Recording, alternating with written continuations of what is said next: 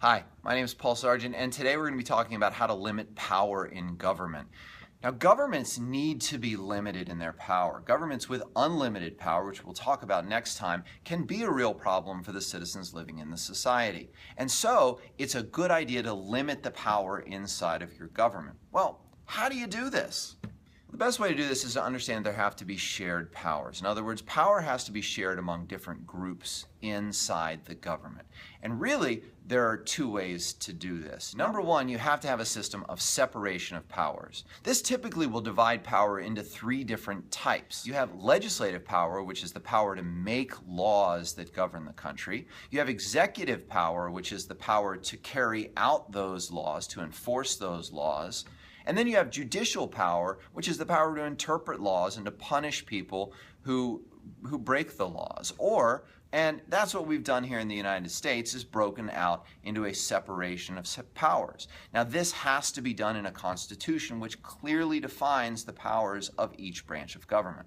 The other way to limit power is through a system of checks and balances. Not only do you have to separate powers into three different regions, but you have to make sure that none of those three branches of government can have too much power. So societies set it up so that each branch of government has powers over the other branches of government to keep them from taking too much power.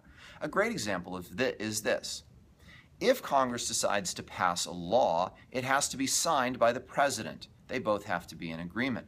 The president can veto the law, say, no, I don't agree with this, and it has to go back to Congress. Congress can then check that power of the president by creating a veto override vote.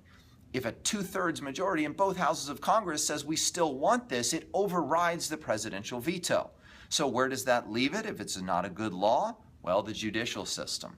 And it can go through the courts, and the Supreme Court can declare the law to be unconstitutional or constitutional based upon its interpretation of the law, its interpretation of the way the law is being used in a particular circumstance, and what the words of the Constitution say.